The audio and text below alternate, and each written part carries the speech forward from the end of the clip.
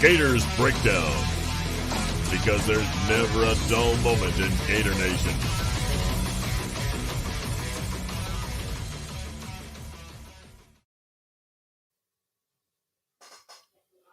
Here we go.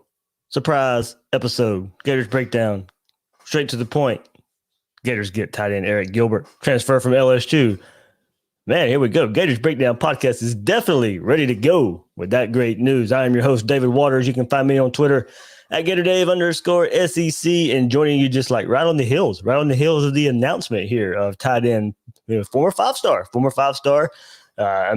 the 5th overall player in the country in 2020 is one Arik Gilbert. Went to LSU, didn't work out at LSU. He is now a Florida Gator, just kind of filling in right after Kyle Pitts goes, and we get another monster at tight end. So a lot of good news, a lot of good stuff happening here for the Gators on the offensive side of the ball. I mean, as I said, you lose one big-time mismatch weapon, and you get another coming here. So, of course, he's got to live up to that billing. He's got to go put in the work to be the next Kyle Pitts, but at least you have somebody in the mold that will give you a possibility of being the next Kyle Pitts. So we'll get into that a bit more here. Of course, this will be a quick episode. I'll get into some tweets and hopefully some of your comments here on YouTube as well. If I can go back through them, kind of simple. We'll see how simple that'll be. But I mean, big news for the Gators. So of course, I was hopping on here. This is like 7:40 on Sunday night at 8:30.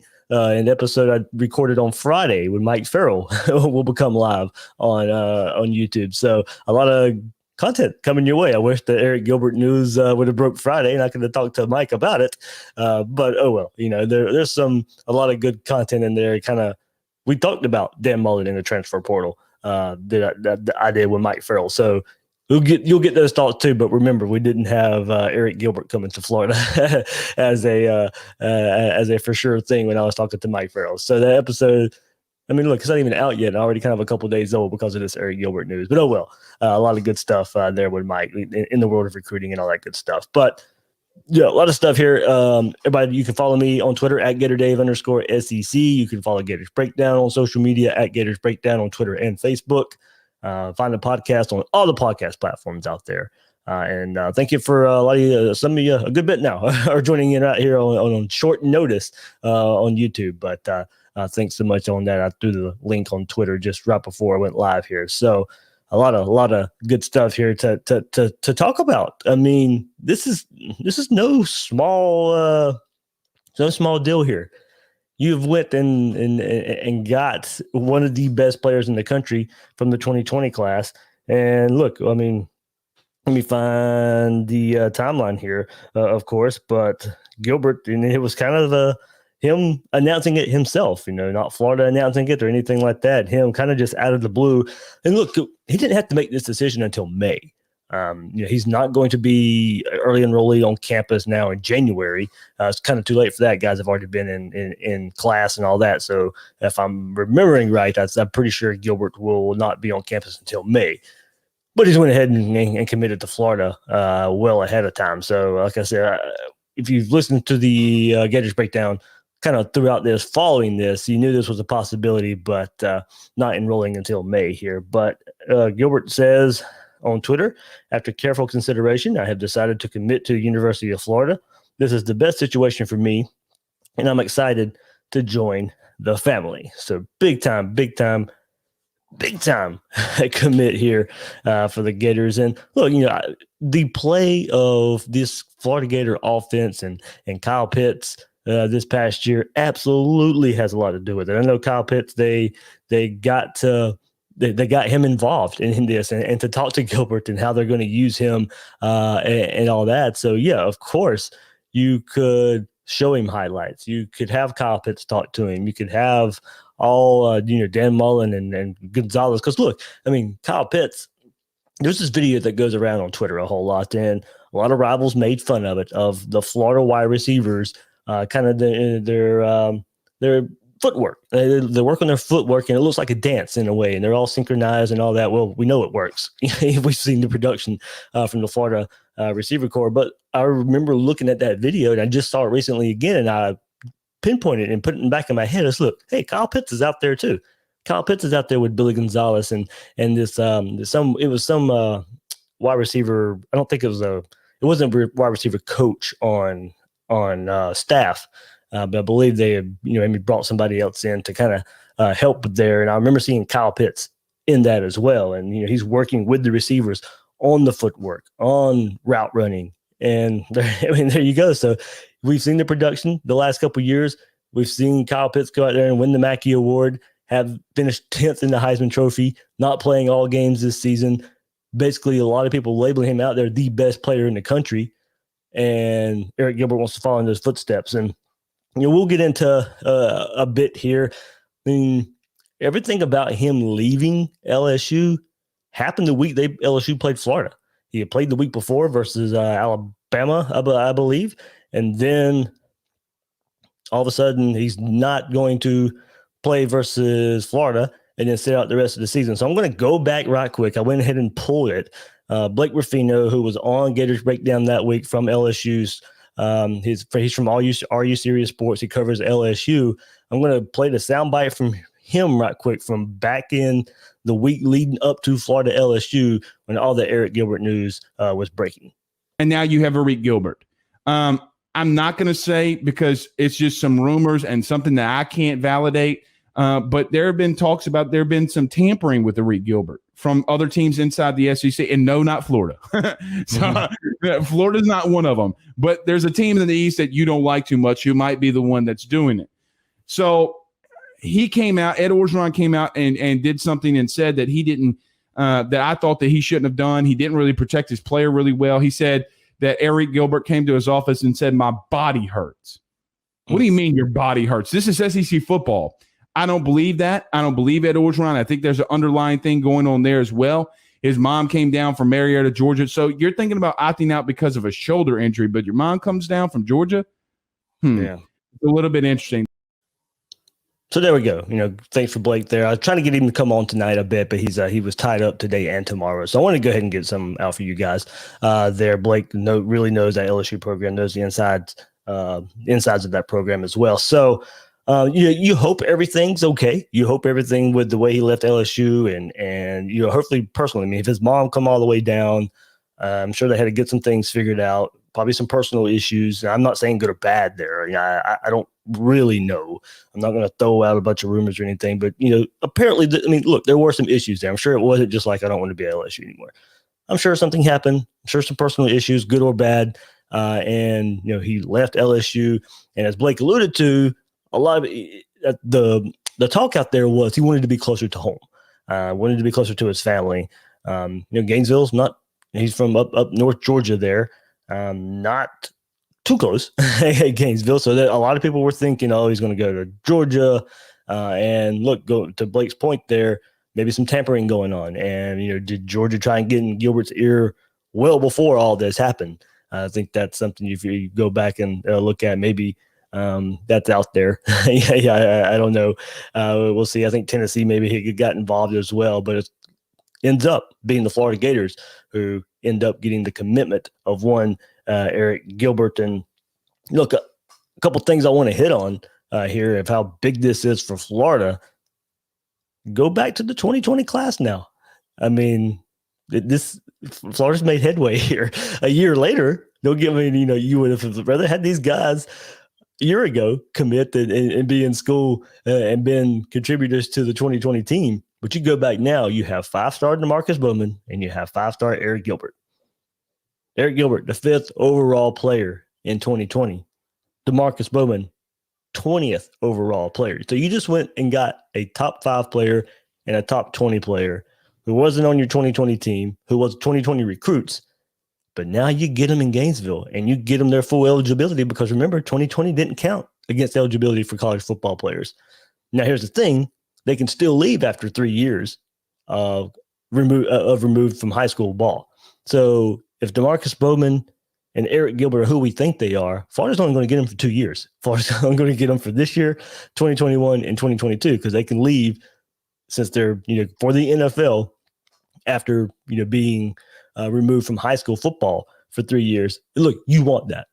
If DeMarcus Bowman and Arik Gilbert played 2 years for Florida, that means those 2 years were probably pretty good. If you get them for 3 years, probably still good players and still can make an impact. But if they're here for only two years, that means they're putting up stats, they're developing for the NFL, and they're going to the NFL, and that's a good thing. If they're here for only 2 years, that's more than likely.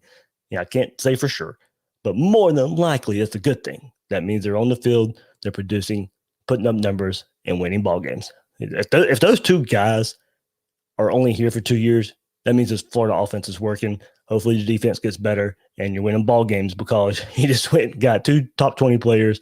They're producing. They're 3 years removed from high school. You got 2 years with them, and they go into the NFL. That's the best scenario. It really is the best scenario. So, don't get me wrong. I like to have them for 3 years, but if they're producing at the level we want them to produce at, they're only going to be here for 2 years. So, but we'll take that. We'll take that. Absolutely. We'll take that there. So, and now you got to look at this Florida Gator tight end and wide receiver room. Kamari Gamble, Keon Zipper were your 2 tight ends that you were looking at. You would say good. Now it just went and got great. You got somebody who maybe can reproduce a lot of what you saw Kyle Pitts do this past season. Helps the wide receiver room as well. This this position, this hybrid tight end, is a receiver in a lot of ways. Not all the time. We saw Kyle Pitts get better as a blocker in 2020. Arik Gilbert's going to have to, prove that he can block as well, especially if he wants to go on and play in the NFL and be highly regarded as Kyle Pitts is. Kyle Pitts was going to be highly regarded anyway. He improved the worst part of his game in blocking, and now you see him in top 10s of mock drafts. If Arik Gilbert wants to get that way, he's going to go out there and have to block as a tight end and then play receiver as well in some of the roles. And you have to be that hybrid. And this is a guy, Kyle Pitts, 6'6", 246. Arik Gilbert, 6'5", 253. I'm telling you, they are as close as they can be and looking like clones for that type of position and for that type of production, for that type of mismatch here for the Florida Gator offense. And this is big news for Emory Jones for 2021. Look, we know this offense, with Emory Jones, with this stable of running backs, including DeMarcus Bowman now, this is going to be a more run-focused offense. But now you've just lined it up where when you are going to throw, you should have mismatches. If you're running the ball at a level that we think is possible with this stable of running backs, an improved offensive line, because they're going back to this run style, the big plays in the passing game should be there. You're a lot of play action, a lot of pulling up the defenders because they're trying to stop the run. And then you have somebody like an Arik Gilbert who's mismatched one-on-one because the run game's working and all he's got to do is go beat one guy. Well, if he's anything like Kyle Pitts, he's going to be open or he's going to beat that one guy for a big play. That's what you're looking for here. So this helps Emory Jones so much.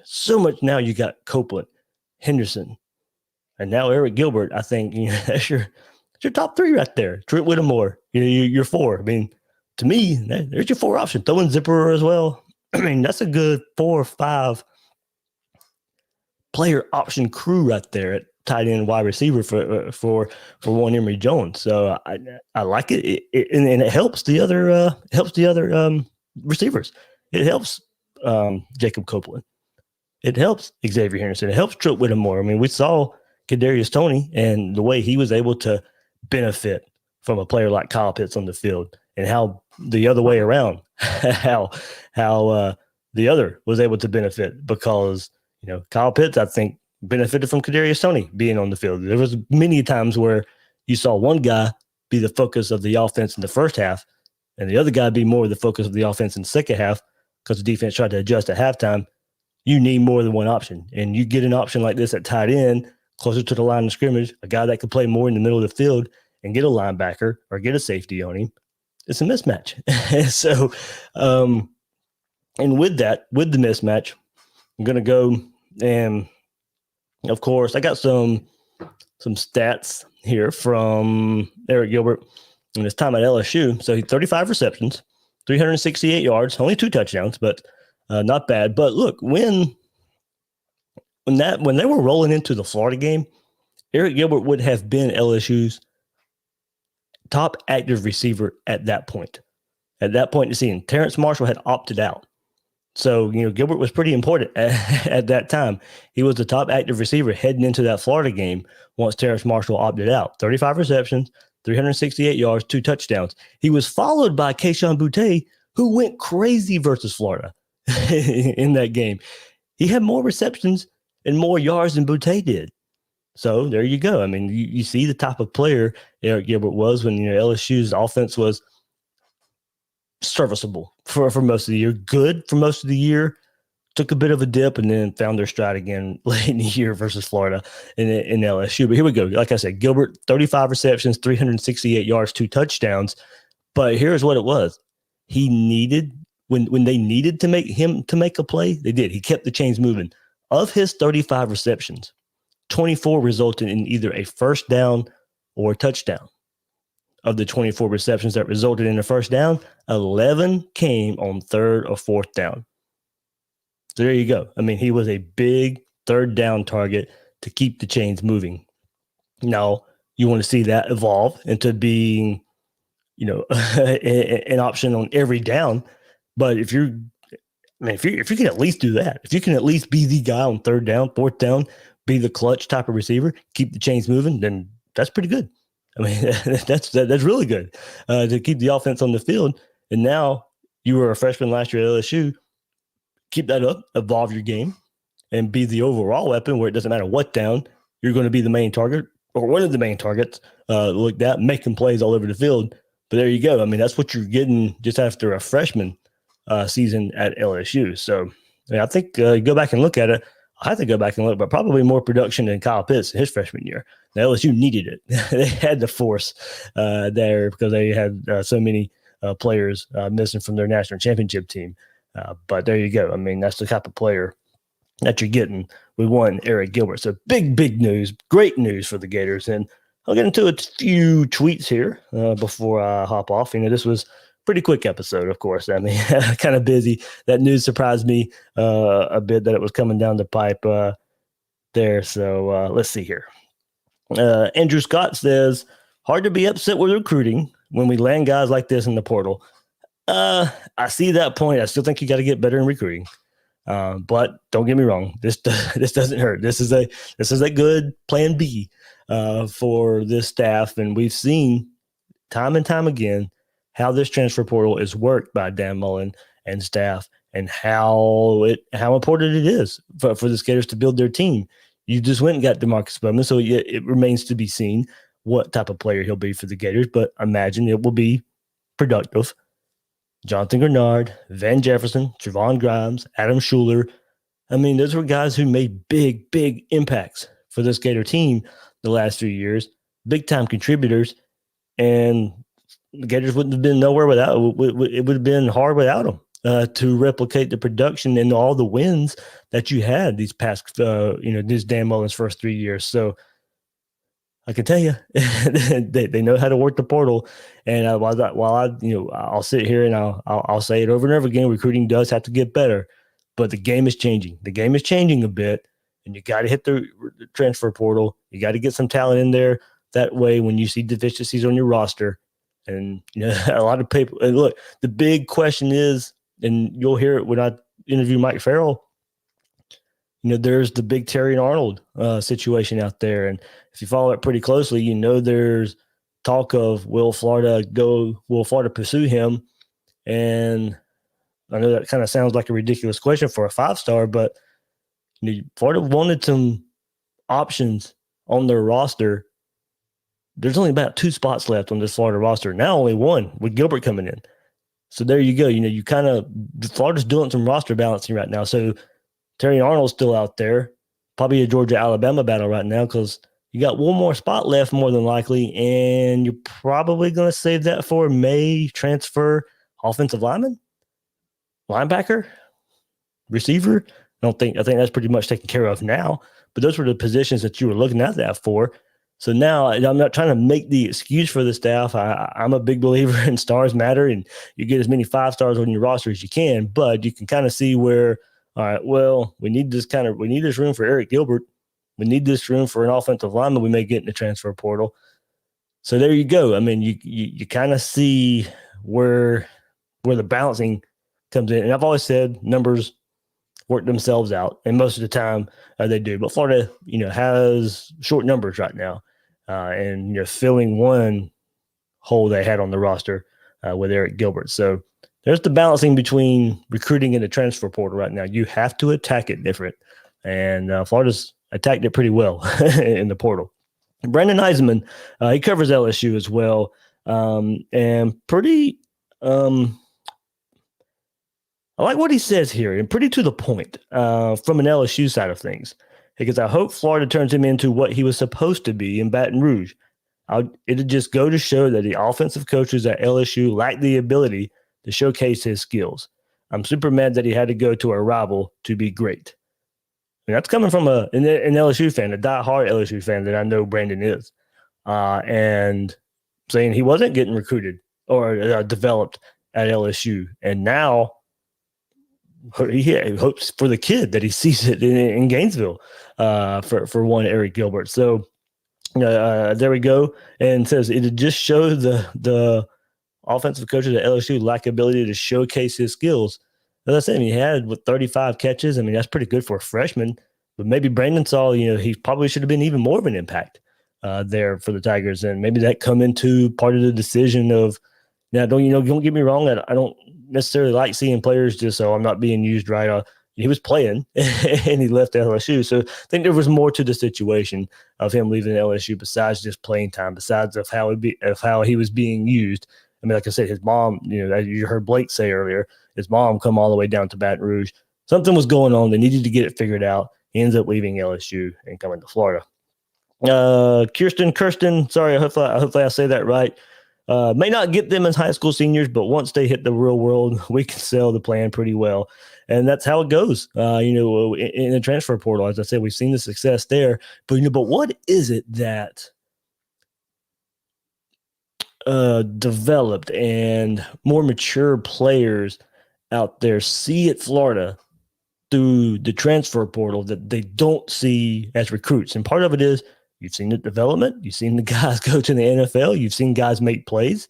And now, especially Kyle Pitts, and you can sell that pretty easy to a tight end right now. So that's not too hard. You hear there's a 5-star tight end in the transfer portal. You can make that sale pretty good. So this one in particular, probably not all that hard in selling. Now, you still got to go get the job done, and credit to Brewster as well. Tim Brewster, the Florida tight end coach. He was heavy on this too. I gave Kyle Pitts a lot of credit earlier of how they involved him. But Mullen, Brewster, I'm sure Gonzalez to a point as well, all with a hand here in getting another transfer in here. And there was a lot to sell on this one, and a lot to sell history of, hey, all these guys come in from somewhere else, and they've left Florida better than when they got here. So I think that's a big, big selling point. For some transfers out there. Chris Chandler says, Emory better take the next step as a passer. Copeland, Henderson, Shorter, Burke, Gilbert to go along with Bowman. Yeah, it kind of goes to a point there. And I left Burke off. I left Shorter off. In a way, that's a good thing because I think Florida still has some options at the receiver and the tight end position here. So, yeah, I mean, put it this way. I don't think there's going to be any excuses for Emory Jones. You go out there and you have these weapons at receiver. Now throwing in Gilbert there, I mean, you've got to make the best of your opportunity. You've got a pretty good core there. Now, I'm not sure they're at the level of the wide receiver group that we've seen the last couple of years. And you guys know I defended the wide receiver transition from 2019 to 2020. I didn't think it was going to be all that different. This year, I kind of see a drop off a bit, but now it ticks back up with Gilbert, and if he can live up to that 5-star potential. So, but I do think there's enough there where I don't think that'll be a whole big excuse for if Emory Jones is able to pass or not. I think there's enough there to determine if Emory Jones is going to be a successful passing quarterback. Chris Detling 14 says, quote, Dan can't recruit. Unquote. Yeah, maybe not the high schoolers as well as others, but when their fake promises run out at their old school, they know where to go. It's becoming a trend. Absolutely, absolutely there. Dustin J. Kent says, here we go, kind of going to the Emory point right here. What a luxury for a first-year starting quarterback, and what a godsend for a team with some questions at wide receiver. there we go. That's kind of just where I was going. There are more questions at wide receiver this year. I still think it's a good group, but now you add in this guy, and it does help Emory Jones. It does help the offense. Where does it go from here? Where does it go from here? It's going to be a run-focused offense, but now I think the explosiveness can still be there. If the run game is working, there's going to be a lot of one-on-one coverage. There's going to be a lot for Emory Jones to take advantage of coverage-wise with his arm. I'm ready to see it. Ready to see it. Andrew Cummings says, guess Dan still cares. Haha, let's go. So, and look, that's been a hot topic on message boards and Twitter of all the NFL talk and some of the coaching hires. Does Dan Mullen still care? Well, still going out there and getting some 5-star recruits even though it's through the transfer portal, get those recruits to come to Florida and hopefully making a big impact. So yeah, of course he still cares. I get the jokes out there. I think that I hope they're mostly jokes out there. Oh, does he still care? Yes, he still cares. He's going to be up Florida for a while. I still, I said that when all the NFL talk was there. I'll agree with you. You can question the hires here, but I don't know if that is necessarily indicative of Dan Mullen caring or not wanting to be at Florida. So I think we're in good hands for a bit. They're still bringing in talent, maybe more through the transfer portal than look. Signing days this week. That's one reason I brought Matt Farrell on from Rivals, and that episode will be debuting. If you're watching us live now it'd be debuting on YouTube at 8:30 here on Sunday night. But still bringing in talent through the transfer portal. Still bringing in talent. Hitting spots in the high school recruiting rankings, but there we go. I mean, good news. I'll come here on bad news too, of course. The guys I know I don't shy away from the bad news as well. But you get a big time talent like this, of course. If I can make it happen, I'll come on YouTube and share it with you guys. I'll put out the podcast version as well. But there you go. About a few of you still hanging around. Thank you much on short notice for jumping on here on Gators Breakdown while we talk Arik Gilbert transferring to the University of Florida. And that'll do it for this episode of Gators Breakdown. I'm your host, David Waters. You can find me on Twitter at GatorDave_SEC. Guys and girls out there, thanks for listening to this episode of Gators Breakdown.